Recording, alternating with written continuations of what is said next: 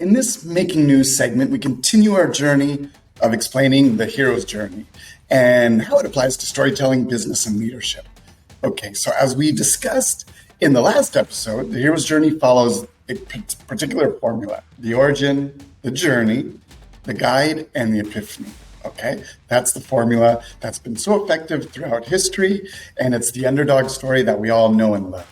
Okay, but we will be looking at real examples of this, of some of the most revolutionary minds of our time. And here we go. So just a little recap. The hero's journey is the epic story. It's the origin, the journey, the guide, and the epiphany. So we talked about Homer's Iliad and contemporary examples like Star Wars, Lord of the Rings, Harry Potter, The Matrix. So the protagonists there are Luke, Bilbo, Harry, etc. that come from simple origins, and they go on a journey with the help of their guide, and they have a transformation, an epiphany, and become heroes. Enough said. But how does this apply to real life examples of people we know and love that have impacted the world around us? We're going to take an example from my source, Forbes, and talk about David Ogilvy, who's known as the father of advertising. Why? Why is he the father of advertising? You're going to find out in a second. That's part of his journey. So his journey started from modest beginnings, like many of the heroes in the hero's journey. His dad actually lost all of their money in the stock market crash of World War I.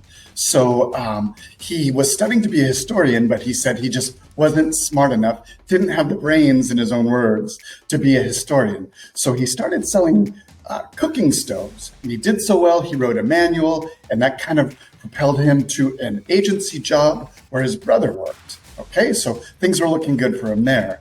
However, he went to America to prove that he could do it without his brother's help. He could be successful without his brother's help. And he eventually started an agency there with $6,000, no experience regarding the US market, absolutely no clients, just some untested theories that he was going to use as this newcomer in a very competitive market. And he had a goal of landing the top 5 blue chip customers of the time.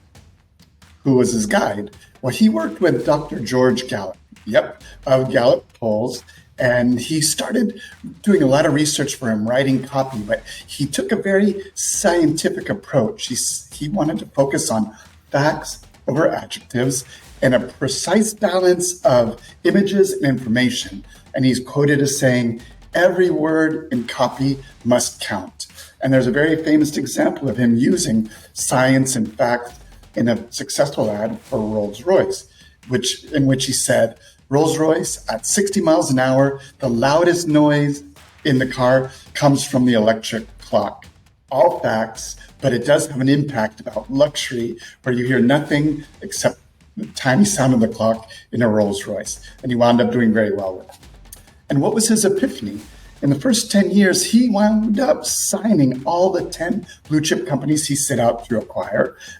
The company started for $6,000, sold for $864 million in 1989, and he wrote Confessions of an Advertising Man, a book that helped position him and the agency, and it is still selling today. So one of the famous quotes there was that he would say, "Make your product the hero of the commercial."